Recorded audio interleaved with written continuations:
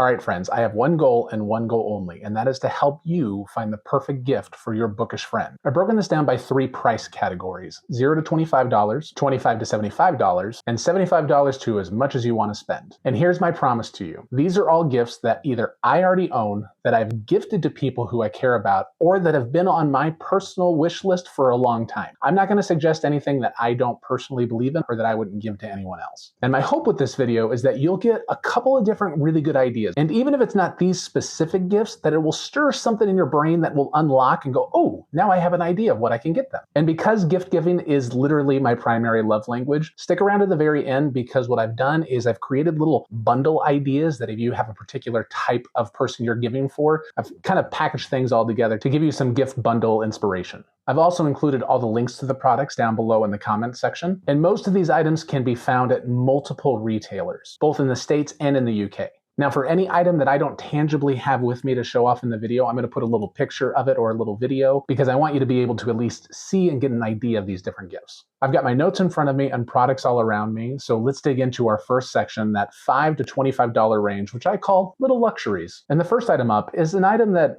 most people are going to use. It's a bookmark, but not just any bookmark. I saw this and I thought this was hilarious, and so I bought it. You guys, it's Jesus, and it says, is that smut? I mean, you know your romanticy friend needs this. Hey, Fourth Wing, is this smut? I don't know, maybe. I don't know. It's an easy one to do. Bookmarks are always going to be a good idea for anybody, but if you're going to give a bookmark, let it be something that's a little whimsical, something that's funny, or something that really matches their personality. Now, if you have a friend that's an annotator, someone that likes to highlight or write in their books, I'm not particularly someone that likes to write my books, but I do like to highlight, and especially like if I'm doing a Bible study or something like that, I'll highlight as well. One of my favorite things is you can get reusable highlighter strips. They come in all kinds of colors and different shapes. They basically come in giant packages like this. And so you just peel it off and stick it where you want, and then you can make your note. They have little ones as well. Almost all of them are, you can write on as well. So like you're able to do a lot of different things. But if you have a friend that really likes to highlight or likes to annotate in different ways, these are really, really just a thoughtful gift, especially like around Christmas. You could definitely throw these in like a stocking as a stocking stuffer. And yeah, these are great. So reusable Post-its, can't go wrong. Next up, another one of my favorites is leather magnetic bookmarks. If I'm using a bookmark, even though I love the Is This Smut bookmark, I love magnetic bookmarks more than anything. And I really like these leather ones. I will say they're a little bit bulky, so they could leave maybe a little bit of an indentation in there, but not enough that it's going to damage your book. These are great, and they're usually sold in packs of 4. You can also find ones that are monogrammed or that have really cool designs on it. I saw some with like a really cool fleur-de-lis. These guys, they're great. Again, just really practical and really useful. You can never have enough mugs, and there are a lot of really fun literary mugs out there. One of my favorite childhood books is Winnie the Pooh, and William Sonoma here in the States has recently released this whole line of Winnie the Pooh mugs that I think could be really cool. But if you go to Etsy or even Amazon, you're always going to be able to find some like really cool literary quote mugs or like library mugs. But if you want to make like an impact with your mug gift, if you're going to do that as a gift, 1, put some like hot chocolate or like a little thing of coffee in there, make it a little gift bag. But 2, really try to match it to their personality. One of my newest favorite purchases is this guy right here. Let me see if I can make sure that that's in focus. The Overlook Hotel. It's a keychain. For those Shining fans, Stephen King, this is great. You can usually find, I love this, come play with us. Like, it's terrifying and it's creepy, but little things like this can go a long way to add a little something. Maybe if it's just in a card for them, or again, in a stocking, if it's a stocking stuffer. But you could usually find a lot of different literary keychains. There's also a Pennywise rubber duck that serves no purpose other than it's Pennywise, and it goes into a bathtub or in your car or Jeep or something. But I think that's hilarious, even though I think clowns are terrifying. So, you know, to each their own. Back in the day, I worked retail for a while. I was the GM and was working my way into HR. And one of the things that we sold at our stores are these novel sponges that I think are hilarious because I like puns. A tale of 2 dishes. The sponge also rises. I don't know if that's getting in there, right there. The old man and the sponge. My favorite of all of them, Moby Dish. But when you put them up next to each other, the spines look like little books. And these usually sell in 3 packs or 6 packs. In the States, you could find these at Walmart. You could certainly, I think, find these at Barnes & Noble in the States as well, and Amazon. And anything that I mentioned, Barnes & Noble, if you live in the UK, Waterstones and Blackwell's have the same distributors. And so most of these things you should be able to find there in the UK as well. But these novel sponges, great and punny. They're awesome. I'm big on the idea that if you're going to do a practical gift, have it be something that's at least interesting. Everyone needs coasters, or at least everyone should use coasters. If you don't use coasters, don't be a monster. Use coasters. No one wants those moisture rings on the thing. These are some of my favorites. They look like the old, checkouts from a library, but you can find, again, literary quotes, pictures. There's a whole Jane Austen set that I found that I thought was really cool, but you can't go wrong with coasters. Again, just a small thing, like maybe for a white elephant or just kind of a random appreciation gift. Two of my favorite things that I own, but they are at my office, not at my house. I have a personalized stamp for my books that says "From the Library of," and then a personal embosser as well. Those are great gifts because, one, they're personalized, and any book lover, any bookish person, they're going to love having something that they could put their own literal stamp on. So got a couple different options down below for you if you want to take a look, but those are always going to be big hits with anybody who is an avid reader. Another very useful gift, particularly if you don't use an e-reader, is a light, a book light. This is one that I particularly like because it's very slim, right? And it kind of folds out so it can, get a little larger. And then I won't shine it in the thing, but it's got different color settings as well. I think this one is like $13 or something, but you really can't go wrong with a book light. And the little head is, you could make this into a little animated thing if you want. But a book light is always just a small little thing. But this one with this clip is really great. I think authors are often some of the most quick-witted people. And so when I discovered this literary insult chart on Uncommon Goods, I was like, oh, I should get that. I have not purchased it yet, but it is on my list. I just think it's hilarious. Put it in a nice frame. You got something fun to go in your home library. Oftentimes, there seems to be a stereotype that people that like to read also like to do puzzles. I don't know if that's necessarily true, but there are a lot of literary puzzles out there. One that I am particularly drawn to is this one right here that I'm going to put right there. It's an Agatha Christie puzzle. I love Agatha Christie. I love mystery novels, and there's different clues hidden throughout the puzzle itself. So it's kind of like a game as you do the puzzle, which I think is super fun. And I think any mystery fan would love a puzzle like that, particularly if they're an Agatha Christie fan. There's a really fun game. It's called Check Yourself. It's basically a trivia game for literary folks, and it comes, with a couple different categories. You've got sci-fi, you've got the classics, I think you've got modern literature, and you've got one other one's huge cards. But it's got different questions on the back and different answers that you could read. I don't think that was in focus, so let me see if I can put that right there. Maybe, hopefully it'll focus. But this is another just really kind of fun and engaging game, and especially if you have like a book club, this is like one of those things, easy, no-brainer. You could do this as a book club gift, or do it as a book club kind of experience and see who can answer the most questions and have like a whole theme around it and, have a good time with it. Particularly if you pair it with maybe some spirits, cheese, and crackers. One of my favorite things is, I really like whiskey, but I love rocks glasses, and there's some really cool ones. This one, I don't know if you'll be able to see because I'll see if I could maybe take a picture. This one is Treasure Island themed, and it's got the words of chapter 1 on it. This one is Edgar Allan Poe themed, and it's got the raven on there made out of trees. But different things like these are usually around $15, $16 a piece, but just an easy, fun thing that you can do. You could put some candy or something in there just to kind of finish it off. But partner this with a card game, and it's a party. I mean, you need cheese and crackers, unless you're lactose intolerant, and then you probably don't want cheese and crackers.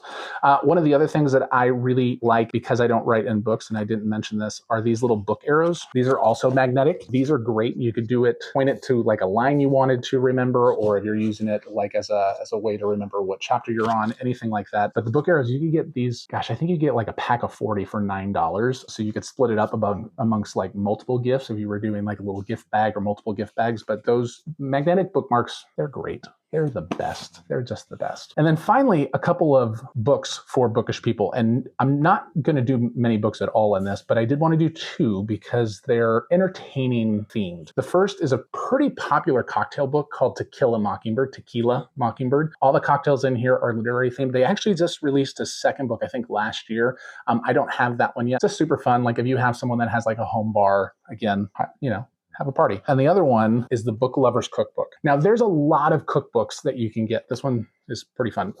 There's a lot of cookbooks that you can purchase that are based on film, TV shows, and even books. The reason I like that one in particular is that it takes things across genres, and I'm a a cross-genre reader, so being able to have different types of recipes and different things that represent the different things without having to get, a million different cookbooks based on which particular literary genre I'm in the mood for is just really fun. And the recipes are actually pretty good. I've made a few of those over the years.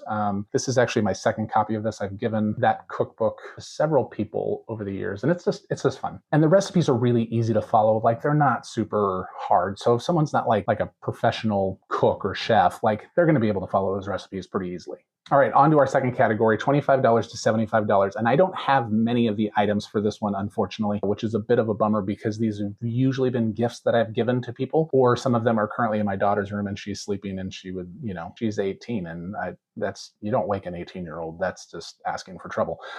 So the first I would say is the Book Lovers Advent Calendar. There's a couple different ones out there, so it just depends on which ones you're drawn to the most. Uncommon Goods has some. Some of the book box clubs have their own, and those are of usually pretty good quality. And then you can find some of lesser quality on Amazon. There are a few kind of gems on Amazon, but a Book Lovers Advent Calendar, you're not going to go wrong with that. And then let's talk about bookends. Everyone needs bookends, okay? Like, unless your shelves are packed, which they might be, and if they are, lucky you, bookends are just very helpful. And I think one of the great things about bookends is that they run the gamut for the personality. Here are just a few of my favorites. This skull one, I really, really like. This is the set that I want because I do read a fair amount of horror. So just being able to have that, I think, would be fun. I love this Macbeth one that's sold at Barnes & Noble as well, again, at Waterstones or Blackwell's in the UK. The snake, it just has such a it's such a cool vibe and it's done really well. And then these more classic and modern walnut bookends I also think are really nice.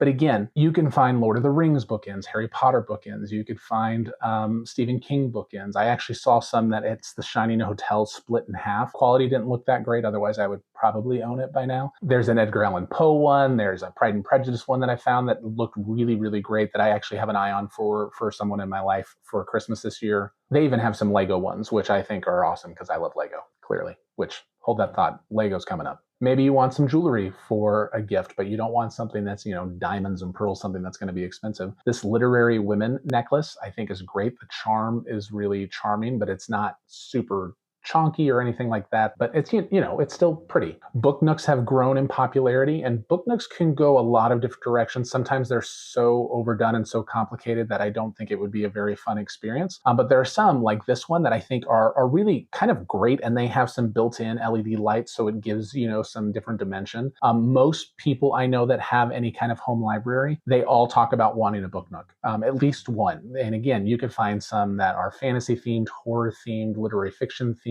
even nonfiction themed, historical themed ones. This is just one that's more up my alley, but you could find a lot of different options for book nooks. Candles are another thing you can do. I would advise this, though, about candles. There are a lot of really cheap and poorly made literary candles out there on the internet that you can buy. And they're all sourced generally from the same kind of print on demand places. And they're fine. If anything, they're good for like the label or maybe display. But if you're actually wanting a functional candle, I'd say invest a little bit more money and find a good quality one. The Homesick line of candles, I think, are all really, really great. You could buy them online. You could buy them on Amazon, Barnes & Noble, Waterstones. I think even Target here in the States carries them every now and again. They have quite a few literary themed ones. They have some that's just like bookshop. They have Slytherin, which we have in our house, and I actually love the smell of it. They have a whole Harry Potter line. They have a Yellow Brick Road one that also is really, really great. So if you're going to go with a candle, just elevate it a little bit more. I know some of the clever like tags on some of the ones you're going to find on Amazon or even Etsy seem really kind of fun, and they are, but the quality of the burn experience and the smell, like, it's just really not that great. So it's not going to be that practical. It'll probably just, get some dust on the bookshelf. Now, I'm a big fountain pen user, and I am almost evangelistic about people using fountain pens. There's something very tactile about using a fountain pen, and I'm a big fan of the Lamy Safari and the Lamy All-Star. The All-Star is just like the Safari, but it's made of aluminum. For those individuals who maybe they really lean into that aesthetic of like the librarian, or they have that home library, or they're just wanting something maybe a little bit more elevated, a Lamy Safari fountain pen or a Lamy All-Star are great starter pens. They run anywhere from $25 to $42, which I know sounds a lot for a pen, but when you think of how expensive fountain pens can get, like one that I will never get, but I would love to have, is like $8,000. I'll never actually get it because I'm never going to spend $8,000 on a pen. But that's like shows you the range. Fountain pens are a great Christmas gift because there's something about them and it's a little bit more elevated. So I don't think you could go wrong with giving someone a fountain pen. And if you are interested in fountain pens or fountain pen inks, and particularly if you're in the States, I would suggest checking out Goulet Pens. They have their own YouTube channel. They have a great online store. You could get ink samples that they just really dive deeply into the various types of pens, different types of inks, the kind of sheen and shading properties and all those different things. So it is a hobby that can get expensive, but Goulet Pens, check them out if you are interested in that, or if you know someone that's interested in that, you just need maybe some advice or ideas of different options for fountain pens for them. And then another thing I would say, which I don't have here, it's at my office, is a journal, whether that's a reading log journal or just an individual journal. You can never go wrong with that. You want to get thick enough paper that any kind of pen isn't going to bleed through or highlighters aren't going to bleed through. Sometimes the most cool looking journals are the ones that bleed the worst or they don't lay flat and it's really hard to write in. So you want to really kind of examine them. I'm partial to Archer and Olive products. I'm not partnered with them or Goulet Pens in any way. I'm a small channel, like I don't have any partnerships. But if you are interested in just some really good quality journals or notebooks or notepads or anything like that, check out Archer and Olive, or pretty much any Japanese paper company is going to have great journals. The Japanese manufacture pens and stationery accessories and journals, I think, better than probably anybody else. And you cannot go wrong with any kind of Japanese produced notebook or journal. Now, I don't know about you, but I love maps, like a lot. And there are some really cool, non-tacky maps that you can purchase for wall decor of your favorite books and literary adventures. You could get a map of Middle-earth. You could get a map of Westeros, or the known world for the Game of Thrones world. The 100-Acre Woods, which is, again, I love Winnie the Pooh. Narnia. They have sci-fi maps that look really great in a frame. Like that kind of wall decor, when done well, and again, not in a tacky way, are always going to be a great gift. And then other board games. They have board games for almost everything. They have, you're a Brandon Sanderson fan, they have a Mistborn. I think it's a card building game. I actually just got this. It's a Red Rising board game. This is going to be a Christmas gift for one of my friends who loves Red Rising. They have there's a Pride and Prejudice board game. There's multiple Harry Potter and Lord of the Rings board games. But if you're going to pick a board game, do a little bit of research, because not all board games are made equally.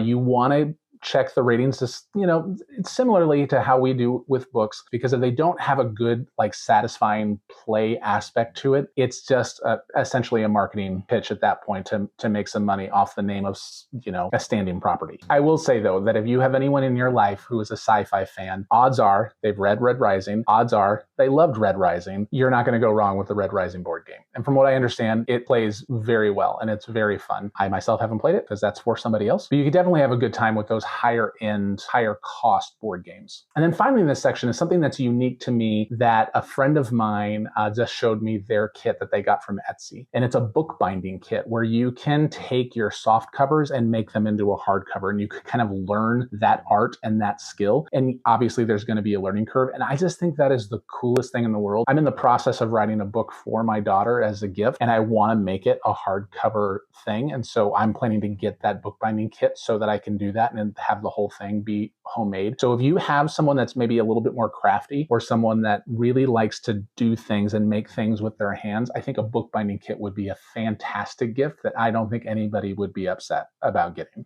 All right, and then our final section is the Showstoppers, those things that are $75 and over. And I have a few things with me, but some things I don't, or I'm going to have to superimpose them. And the first thing I want to share with you are these animal busts. I think these are the most whimsical and fun things I've seen in a really long time. And I found these on Amazon and I was like, ooh, I kind of want to buy these, but I don't know if they're good quality or not. And my wife and I took a day trip not too long ago, and this store had these, and they are substantial and they are heavy and they are awesome. And I want to get them, and I'm pretty sure I'm going to buy them for myself for Christmas this year. But these just add such a whimsical tone and still look and feel substantial to take an elevated space and add just a little bit of that kind of fun and frivolity. Now, I can't talk about gifts without talking about Lego. And whilst most Lego products are an IP, intellectual property Lego sets, are based off of movies, some of those movies are first books. And I promise you, it doesn't matter if someone is in their 60s, unless there are some dexterity issues, people will enjoy Lego sets.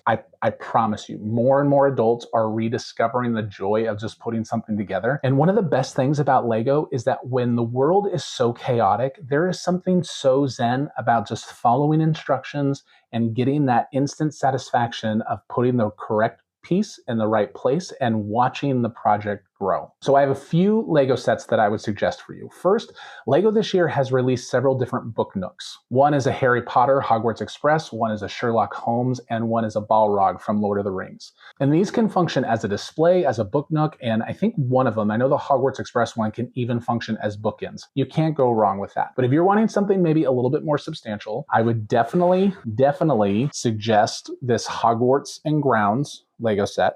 This is one of my favorite Lego sets that I own. It is, I believe, 139 or 149, but you get such a full view of the castle. So if you have a Harry Potter fan, this is always the Lego set that I'm like, if you're gonna spend the money, which it's a lot, this is the one that I would suggest. And then the other Lego set that I have not built yet, because I promised my wife I would not build it until I knew where it was gonna go, and I don't know where it's gonna go.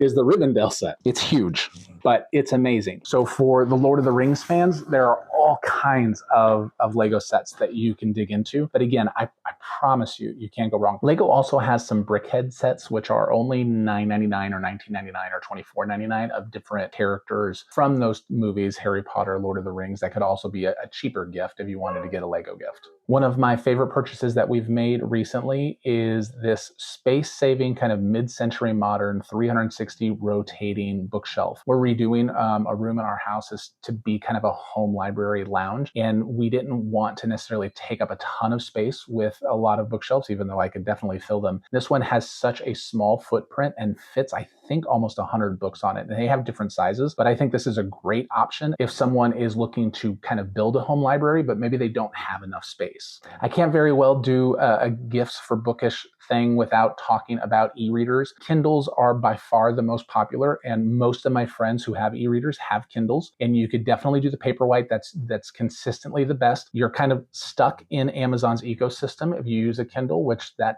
up to you as a consumer or the gift giver. But there are some other options. There's the Kobo. I really like the Kobo Libra Color, so you've got a full color one. I personally don't use either. I use an iPad mini. I just prefer the iPad mini because then I could use it for multiple things besides an e-reader, and I do like full color aspect, and I could change it to however I want to make it. But any of those would work really well as a really nice Christmas gift. And then with that, also for those audiobook lovers, I would say give a gift of like really good headphones. These are Beats. I love these. You can get the noise canceling ones or not, but the sound quality of having a good pair of headphones makes the audiobook experience, particularly if it's a full cast, audiobook, or if it's one like the new Harry Potter series that's out by Audible, that's really more of an experience. These just change the dynamic so much. Also for audiobook lovers, I would suggest a Libro FM subscription. Libro FM is essentially a subscription service for audiobooks. If that is the only way that someone really, kind of takes in books, that is a wonderful gift. Maybe like do a 2 or 3 month subscription for them just to kind of get them going, get them check it out. But I think that's an awesome gift that any audiobook lover would really appreciate. And then I would say a blanket, and not just any blanket. Here's the thing. In my family, my wife can never have enough blankets. I'm so tired of blankets. I really am. And you can always find blankets in a lot of different places, and you can get monogrammed ones. If you're going to get a bookish person a blanket and you can afford it, I would say get them a really good quality cashmere blanket. And that's not a cheap gift. I recognize that fully. But there is something so luxurious about a cashmere blanket, especially when you're just wanting to read a book, have some tea or some scotch. Like, it is unlike any other blanket you're going to have, and they're absolutely going to love it. And then finally, I would say you could sign them up for a book box subscription. Now, some of the more popular ones have pretty long kind of wait lists, but there are a couple different options. Book of the Month Club really never has a wait list, and that's, I think, a really good starting point. It doesn't come with a bunch of other stuff that some of the other ones like Illumicrate or Owlcrate, but Book of the Month,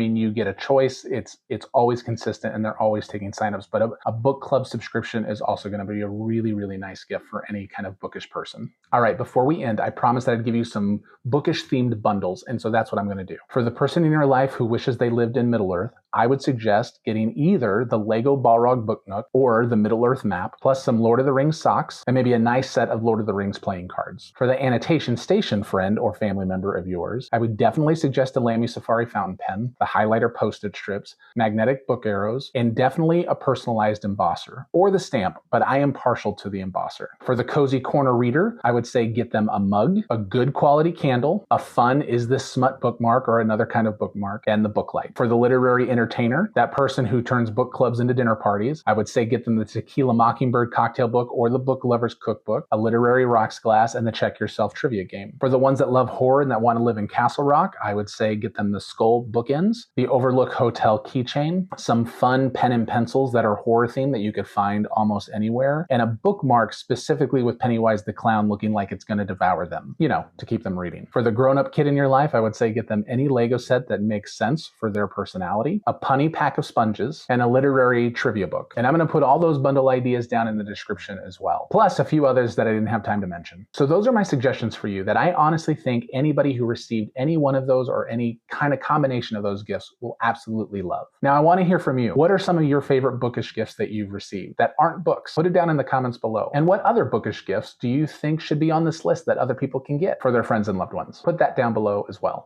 All right, as always, my name is Topher. Stay curious, read deeply, and I'll see you in the library. And I really do hope that you found some great ideas or some good options for the perfect gift for your bookish friend or family.